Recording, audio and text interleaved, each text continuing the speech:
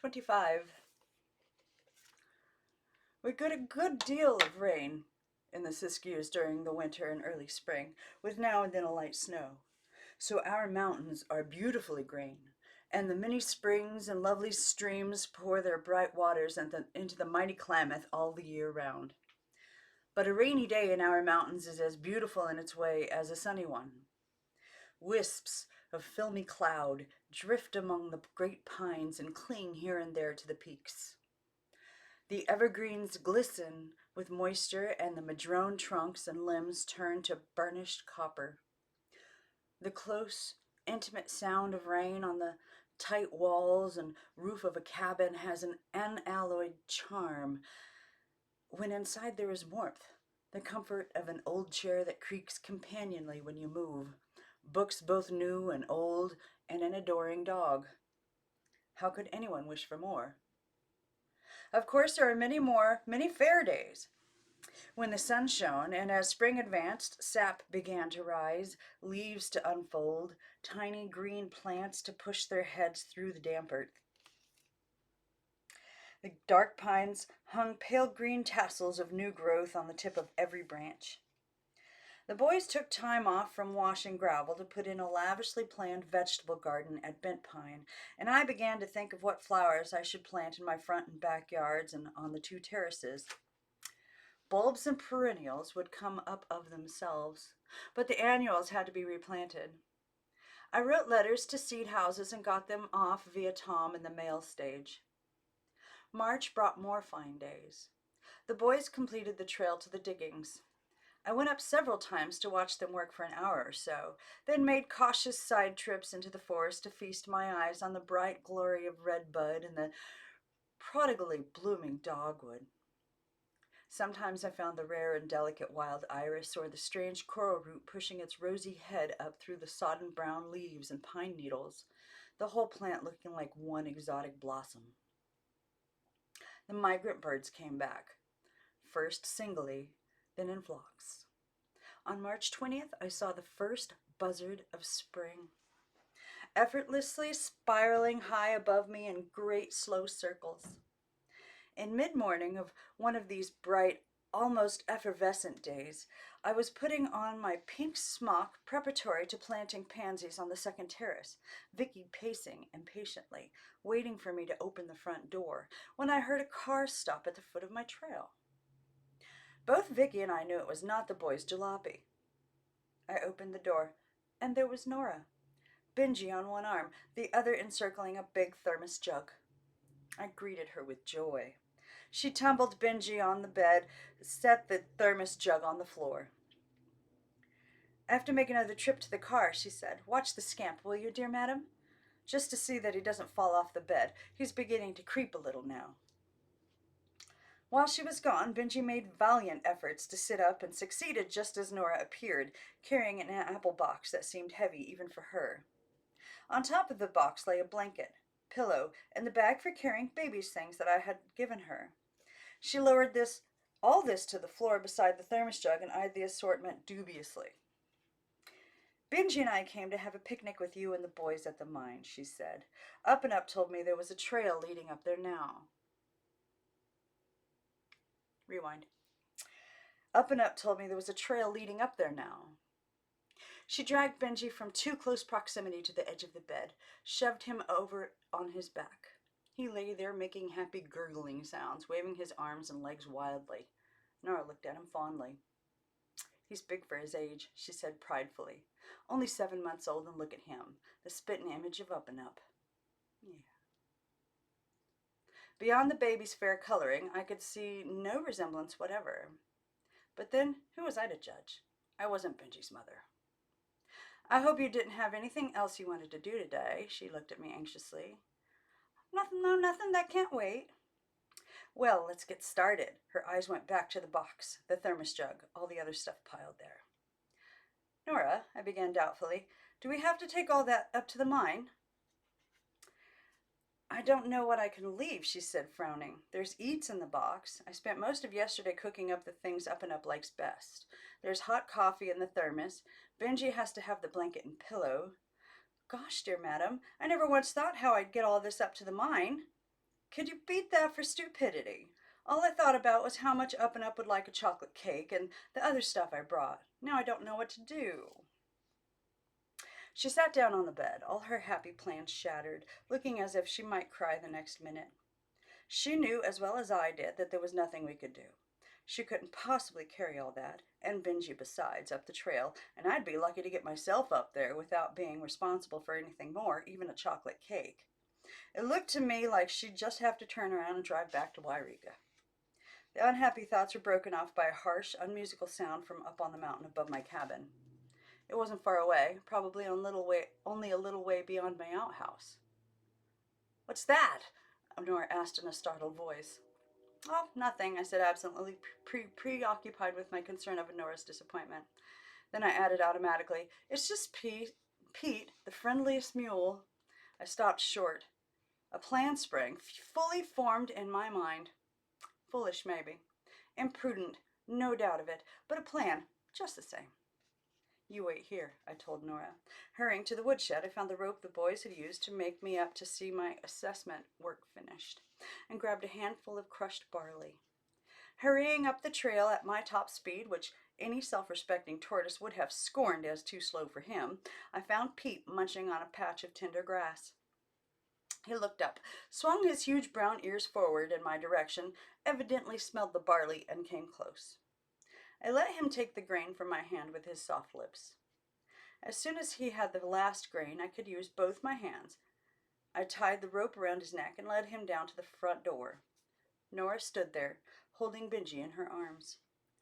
"What on earth, dear madam?" "Put the thermos jug in the box, Nora, and pile the blanket and pillow on top," I said briskly. "Pete will haul it up that nice smooth trail for us. You can lead Pete and carry Benji. I'll walk behind and see that the box doesn't tip over. We're going to have our picnic after all."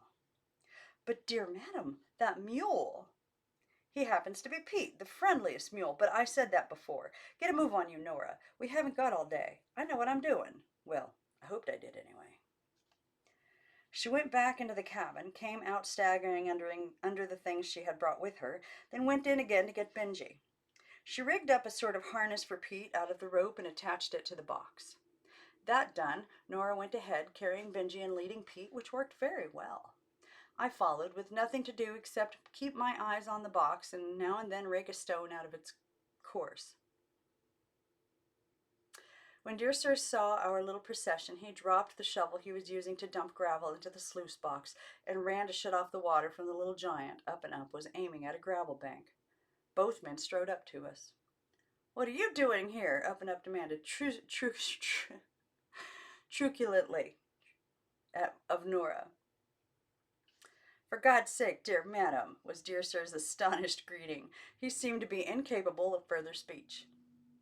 "You boys run along back to your work," I said airily. "Don't mind us. We just came up for a picnic, courtesy of Pete, the friendliest mule in the Siskiyous." "Well, I'll be everlastingly hornswoggled," was Up and Up's contribution. "Nora, I've got a good notion—" "I made you a chocolate cake," Nora interrupted hastily. "Made it myself." "You did?" Up and Up's frown dissolved into a smile. "Where is it?" "In the box, silly. Move it over into the shade of that tree." Up and Up sprang to do her bidding. Dear Sir took the makeshift harness off Pete, gave him a slap on the rump. Pete ambled off into the brush. Nora and I spread the blanket, settled ourselves under the tree. The boys went back to work. I heard Nora sigh with contentment as she hugged Benji and leaned back against the tree trunk. I lay down, my head on Benji's pillow. These sudden excursions are fun, but a bit wearing, on even young legs such as mine. When the shadows of the trees pointed due north, the boys knocked off work. Nora and I took the food out of the apple box.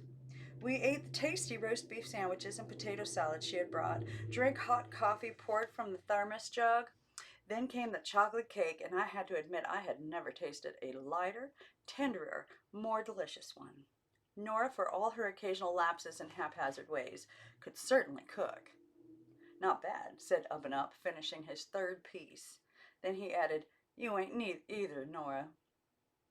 Her face lit up with the happiness of a woman basking in the approval of her man. She clipped him a hearty blow on the ear. "You big slob," she said, "you're not a total loss yourself." For them, this was utterly sentimental, completely lacking in restraint. I was immensely cheered, completely, maybe they'd yet find their greatest happiness was in being together as a man and woman who love each other should. In a burst of emotion, I gave Vicky half of my second piece of cake. She made away with it in 2 ecstatic gulps. The boys went up the gulch to inspect the flume. Nora packed up the picnic things, rocked Benji to sleep in her arms, and laid him gently on the blanket. She started for a walk, saying she was going to hunt for wild iris. I lay down beside Benji and went sound asleep. For how long, I have no idea. I was wakened by the wild barking of Vicky close by one of the sluice boxes, not 50 feet down the gentle slope. Scrambling to my feet, I looked wildly around. No one was in sight. With a sickening lurch of the heart, I realized that this included Benji. I plunged down toward Vicky, still pouring out her wild cries for help. At the same time, I heard the heavy running footsteps of the boys racing down the gulch. I reached the sluice box. There was Benji, face down, kicking and spluttering angrily in 4 inches of muddy water and gravel. I grabbed him by the straps of his blue denim playsuit and dragged him to a sitting position. To save me, I couldn't lift the chubby little fellow out of the sluice box. But that wasn't important. All that really mattered was to get his face out of the water. He squirmed, fought and yelled, spit out gravel and mud, but I held on. Then Up and Up leaned over, grabbed his son, and hoisted him out. Nora came running, hurled herself on them, and all 3 went down. Benji screaming, Nora crying over and over, "My baby, my baby!" Vicky circled them, barking joyfully. The noise was terrific. Dear Sir and I looked at each other and began to laugh, adding our shouts of glee to the bedlam. When we had all calmed down, we figured out what had happened. Benji must have awakened, decided to do a little adventuring of his own. He probably crept part way, rolled the rest until he was at the sluice box. A little investigation there and he was over the edge. If it had not been for Vicky sounding the alarm, he might easily have drowned in those scant inches of water. This was a sobering thought, and suddenly no one felt like laughing anymore. We were too deeply thankful that all had been turned out well. Nora washed the gravel out of Benji's blonde hair, took his playsuit off and hung it on a limb. Up and Up put a dry shirt and pants on Benji, the first time I had ever seen him do anything for the baby, and then held the child in his arms until Nora came to take him. He had a strange look on his face. I wished I knew what he was thinking, but I was certain that it took more than wisdom than I possessed to figure Up and Up out.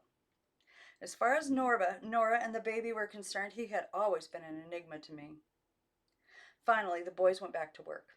At 4 o'clock, they knocked off, helped carry Benji's things and what was left of the picnic down the trail to my cabin. Nora left soon afterward. She had a long drive ahead of her and wanted to get home before dark. Up and Up went down to the car with her, carrying Benji, his blanket, and pillow. Dear Sir and I sat in the kitchen. What do you suppose will happen to those 2? I asked, feeling very low in my mind about them. I couldn't even guess, Dear Sir returned soberly. As I told you once a long time ago, dear madam, I don't know anything about matrimony, most of all the kind they've got. I'm plain stumped. Looks like no matter what they do, it won't turn out right. What do you mean?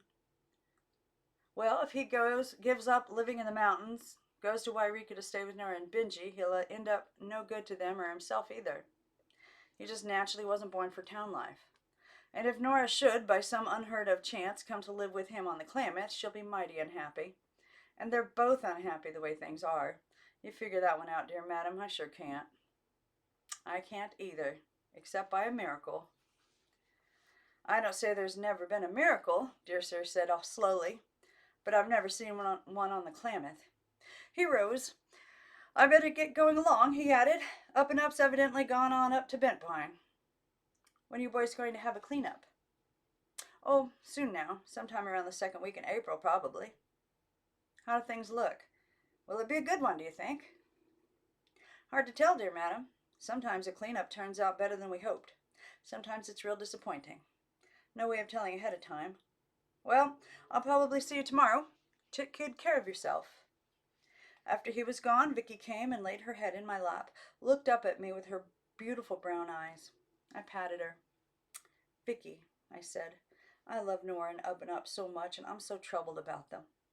I don't know whether I can go on taking it or not. I'm downright unhappy here. So why do I stay? Why don't I pick up and go back to San Francisco? I've been here almost a year now. Nobody could say I'm a quitter. But Vicky was bored with all this. She turned away, lay down on the cougar rug by my bed, gave a great sigh, and went to sleep. I decided to have a bowl of hot soup and go to bed. Maybe things would look brighter in the morning. But I didn't really think they would.